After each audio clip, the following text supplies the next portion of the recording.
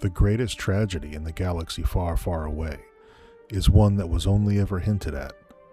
It's the tragedy of a headstrong Jedi Knight named Obi-Wan Kenobi and his friend and pupil, Anakin Skywalker. When I first knew him, your father was already a great pilot. This is where the fun begins. What if Anakin really was a navigator on a spice freighter, as Luke's uncle told him? He likely would have joined the Republic Army during the Clone Wars. That is where he and Obi-Wan would have first crossed paths. It wouldn't take long for Obi-Wan to sense Anakin's strength in the Force. But I was amazed how strongly the Force was with him. In Anakin, Obi-Wan saw a young man with extraordinary potential. A pilot unlike any he had ever known.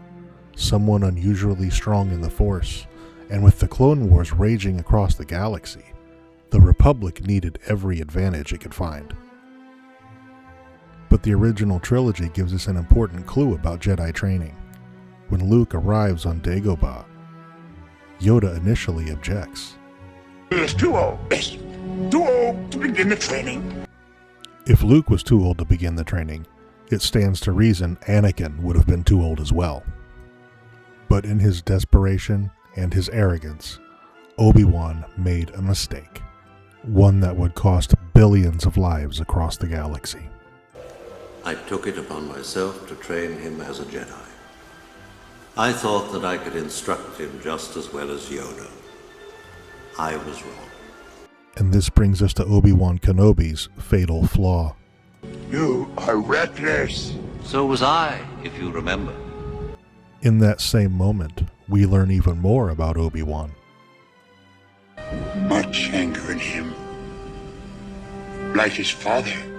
Was I any different when you taught me? For Obi-Wan, looking at Anakin must have been like looking in a mirror. Seeing his own flaws reflected back at him, and again in his arrogance, believing he could help Anakin overcome his flaws and shape them. Obi-Wan failed to see that the qualities they shared would lead them down very different paths. Compounding the problem, Anakin would have begun his Jedi training in the midst of the Clone Wars. Jedi strength flows from the Force.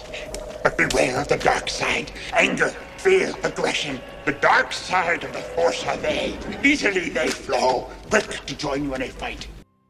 While fighting in the Clone Wars, anger, fear, and aggression would be emotions that Anakin would experience regularly on the battlefield, but without firm control of the tools a Jedi would use to master those emotions. And of course, Obi-Wan would believe he could guide Anakin through it. He had every reason to believe he could. But war has a way of shaping people as surely as their teachers do. And therein lies the tragedy. Obi-Wan wasn't trying to turn a Jedi into a warrior. He was trying to turn a warrior into a Jedi.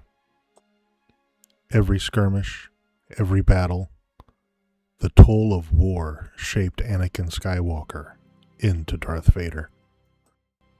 Told me Vader betrayed and murdered my father. Your father, seduced by the dark side of the Force. He ceased to be Anakin Skywalker and became Darth Vader. When that happened, the good man who was your father was destroyed. So what I told you was true, from a certain point of view. Perhaps Obi-Wan had to believe Darth Vader murdered Anakin Skywalker, because if Anakin and Vader were the same man, then Obi-Wan would have to confront an unbearable possibility. His choice to train Anakin helped create the very evil he spent his life fighting.